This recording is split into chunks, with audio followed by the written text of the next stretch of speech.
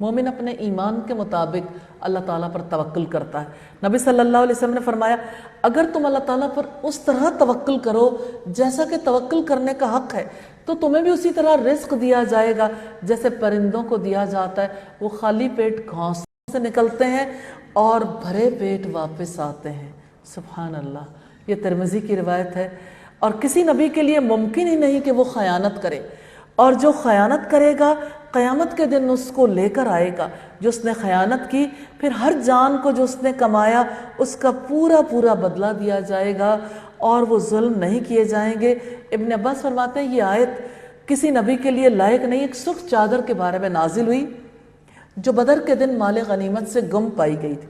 بعض لوگوں نے کہا شاید رسول اللہ نے پکڑ لی ہو، اس پر اللہ تعالیٰ نے یہ آیت نازل کی کہ کسی نبی کے لائق نہیں کہ وہ خیانت کرے، اور جو خیانت کرے گا وہ قیامت کے روز اپنی خیانت کے ساتھ آئے گا، پھر ہر نفس نے جو کمایا اس کا پورا پورا بدلہ دیا جائے گا اور وہ ظلم نہیں کیے جائیں گے۔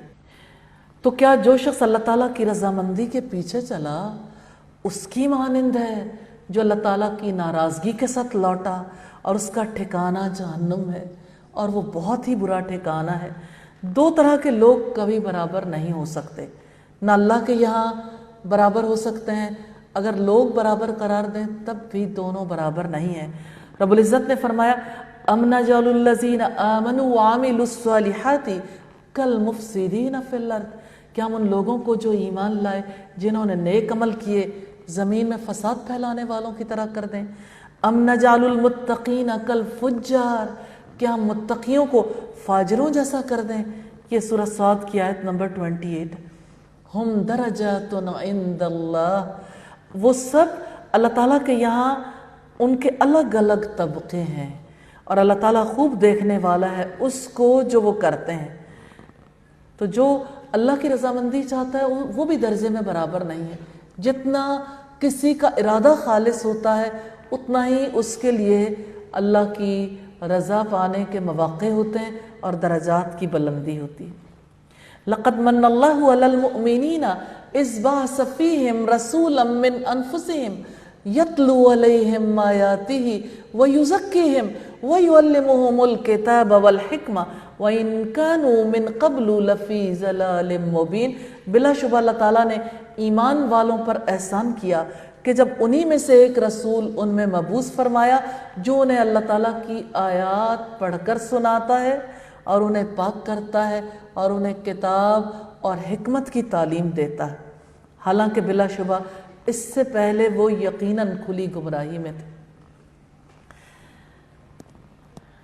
تو اللہ تعالیٰ نے انہی میں سے رسول مبعوث فرمایا، یعنی جن سے آدم میں سے، فرشتوں میں سے انہیں نہیں بنایا۔ اللہ کے رسول کے 4 فرائض ہیں جو اس آیت میں ذکر کیے گئے: تلاوت آیات، تعلیم کتاب، تعلیم حکمت اور تزکیہ نفس۔ تزکیہ سے مراد عقائد، اعمال اور اخلاق کی اصلاح۔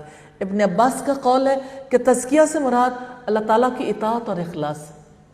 تو یہ جو دلوں کا تزکیہ ہے نا، نیت سے سب سے بڑا تزکیہ ہوتا ہے۔ آپ اپنی نیت درست کرنا شروع کر دیں، تزکیہ کے عمل کا آغاز ہو جائے گا۔ اخلاص کسی اور کے لیے نہیں، کسی کے چہرے کو دیکھ کر نہیں، ایک اللہ کی خاطر عمل کرنا ہے، چھوٹے سے چھوٹا بھی، بڑے سے بڑا بھی، یہی تزکیہ ہے۔ اور کتاب سکھانے سے مراد قرآن مجید ہے اور حکمت سے مراد سنت، حالانکہ بلا شبہ اس سے پہلے وہ یقیناً کھلی گمراہی میں تھے، یعنی بت پرستی اور شرک میں مبتلا تھے، حرام اور گندی چیزیں کھاتے تھے، ایک دوسرے پر ظلم کرتے تھے۔ اور کیا جب تمہیں ایک ایسی مصیبت پہنچی جس سے 2 گنی مصیبت تم پہنچا چکے تھے تو تم نے کہا یہ کہاں سے آ گئی ہے؟ آپ کہہ دیں وہ تمہارے ہی پاس سے ہے۔ بلا شبہ اللہ تعالیٰ ہر چیز پر پوری قدرت رکھنے والا ہے۔ غزوہ احد کی بڑی مصیبت تھی، 70 افراد شہید ہوئے۔ 70 افراد 70 ہی تھوڑی ہوتے ہیں، 70 گھرانے متاثر ہوئے تھے۔ ابن عباس بیان کرتے ہیں بدر کے دن مسلمانوں نے 70 افراد کو، 70 کافروں کو قتل کیا اور 70 کو قیدی بنا لیا تھا۔ تو اللہ رب العزت نے فرمایا کہ ان پر تو دوہری مصیبت آئی تھی، اللہ تعالیٰ نے تمہیں دشمنوں کی قید میں نہیں دیا۔